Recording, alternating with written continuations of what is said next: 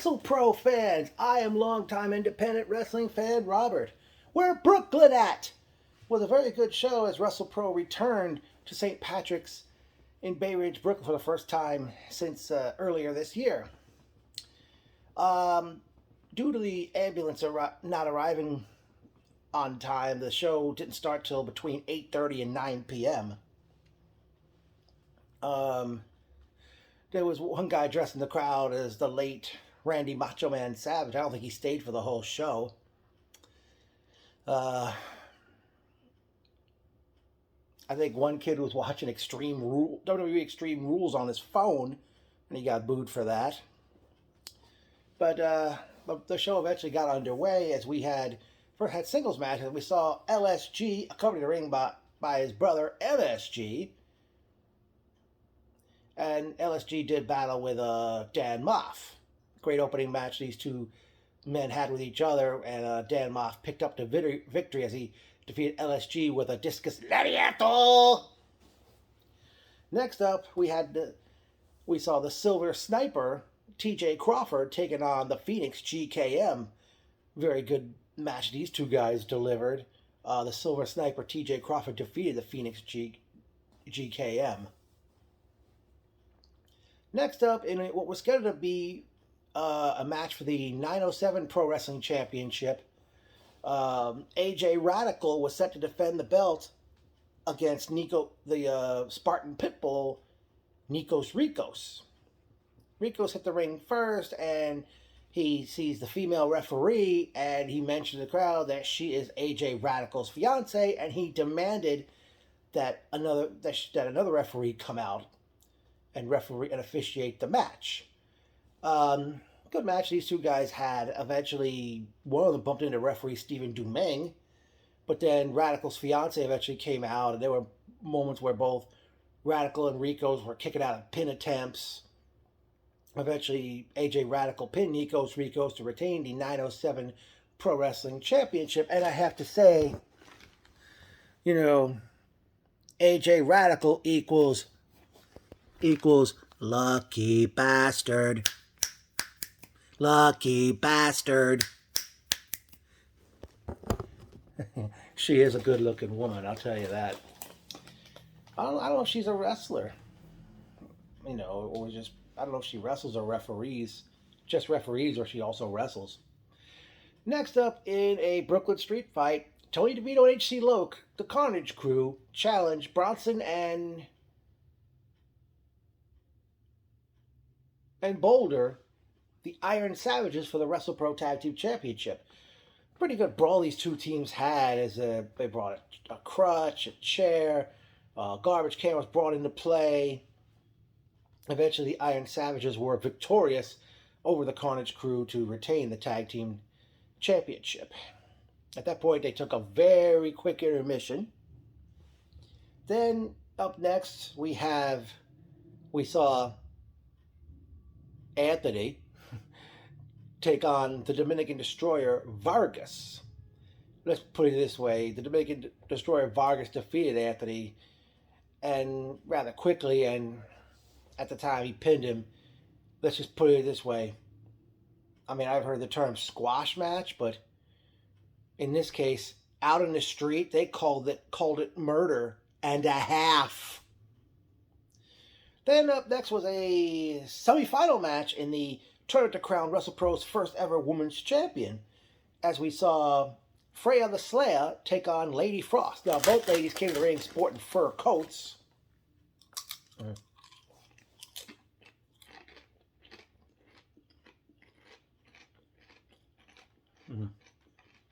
Freya had the height advantage in this matchup. We had I think Lady Frost, she actually won the match, pinning Freya the Slayer with a moonsaulta off the top rope.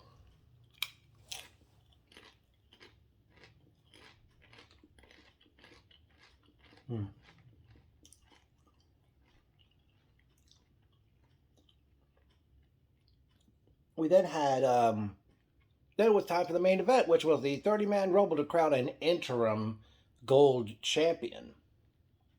Dan Moff was number one. LSG was number two. So the two men who actually kicked off this very show facing each other one-on-one had to butt heads one more time.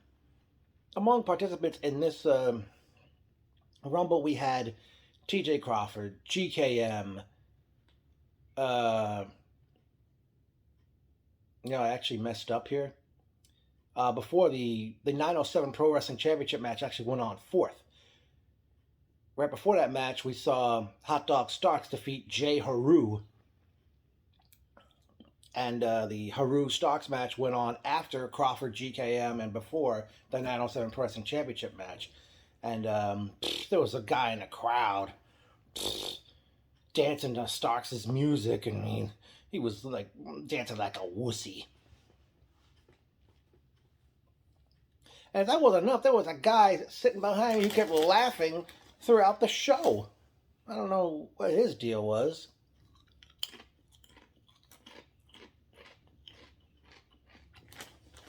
But Jay Haru was in the Rumble, Hot Dog Starks, Nikos Ricos, AJ Radical, Craig Steele, Lucifer L, and so many. And what sucks that the wrestlers who entered after Moff and LSG started this, normally the wrestlers didn't get an introduction. The ones who came after them, the wrestlers who entered entered third and 30th. The 30th was a female wrestler. Can't remember where they found it. Oh, I forgot. Another participant in this one was Trax, Traxx, not Tracks.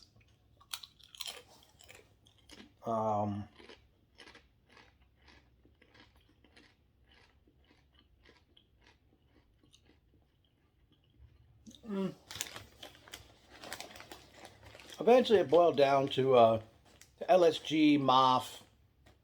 Oh, I forgot. MSG was in the match. But boiled down to LSG, Dan Moff, and TJ Crawford. And LSG, Moff, let's just say they got the Shawn Michaels, Davey Boy Smith treatment.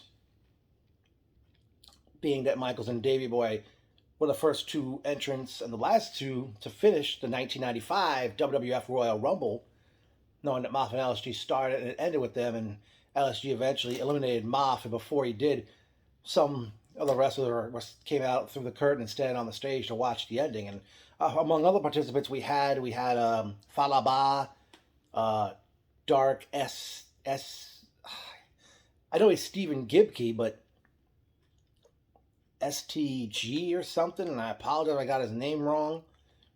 I don't know if he put Fala in some kind of a trance, or Fala was like scared of him and he eliminated himself.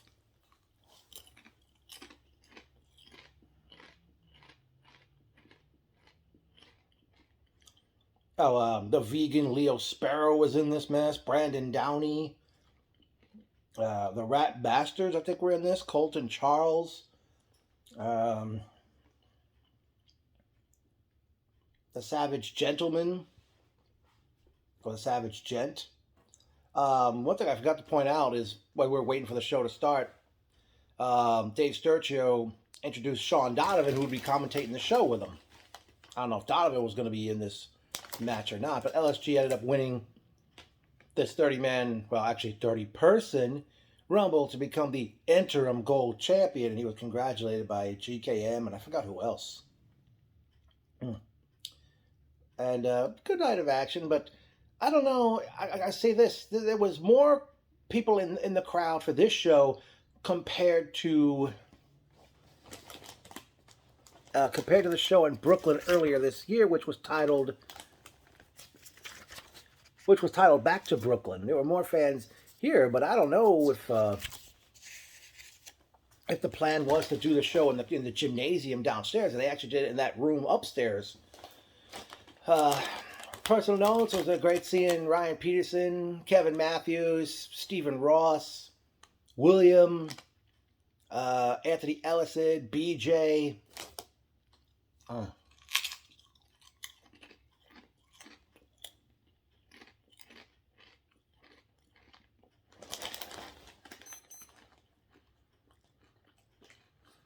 Whoever was handling the music, they played some great songs before the show started.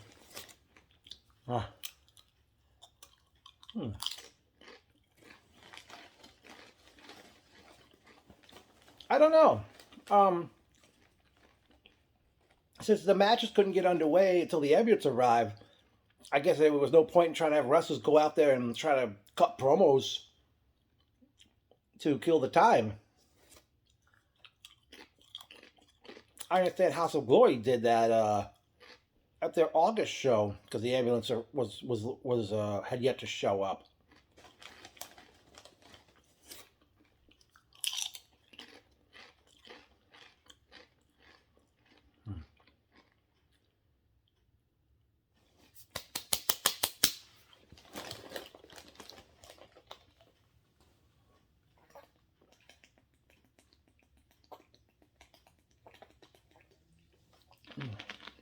Mm. Um, because I don't know. I'm sure they were hoping there would have been a bigger crowd for this event. I mean, no word as I mean, I don't know if they're going to wait until the new year for if WrestlePro wait till the new year to come back to St. Patrick's in Brooklyn, but hopefully, I don't know. I don't know if it's the fact that people stood home and watched Extreme Rules, or the fact that college football season's in session, or MLB playoffs are underway. People rather stay home and watch that. But the good news is WrestlePro returns home to Rahway, New Jersey, as they present WrestlePro 100, the 100th show ever for WrestlePro. Saturday night, November 12th, back home at the Rahway Recreation Center. Matches already announced. We have CPA taking on Sean Donovan in a barbed wire match. Also taking place that night, Crowbar takes on the Dominican Destroyer Vargas. Trax takes on Sean Dean.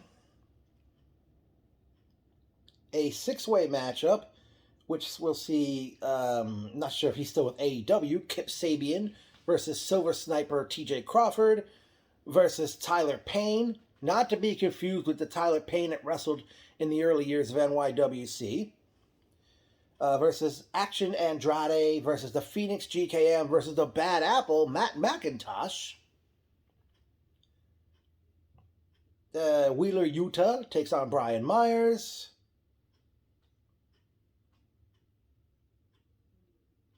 I'm sure there'll be more matches to be announced.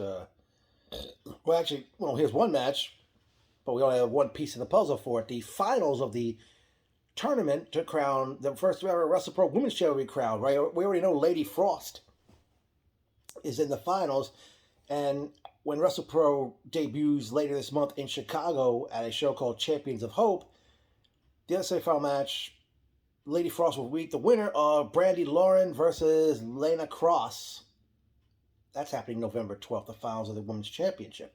Would like to see the newly crowned interim champion, gold champion, LSG, defend against, go one-on-one with Dan Moff for the title. Gold title. Not sure who the Iron Savages like to see them against for the tag belts.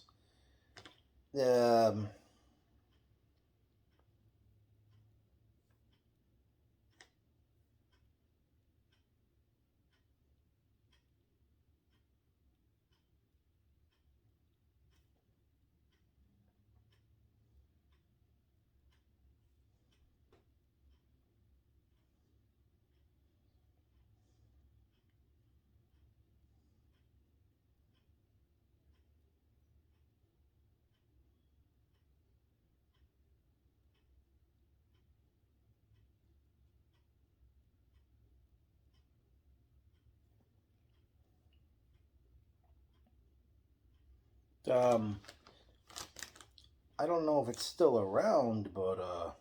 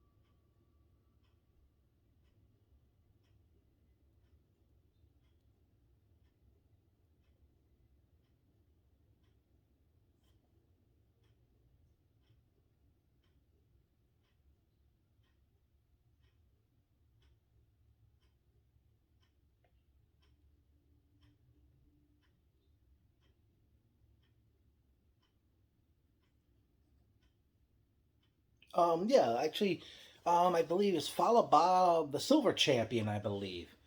I don't know if that title still exists or not, because I really don't keep up with WrestlePro, folks. I'm sorry. This was my first WrestlePro event since Mayhem back in May, since I missed September all back in last month in Rahway. But, this was a good... I really enjoyed this. It was a fun night. I hope you come back. I'm sure you'll come back in the future. Maybe it's if you wait till the new year at this rate.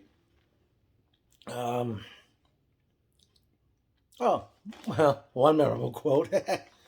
Later, Rob. Kevin Matthews, as he sees me heading out the door.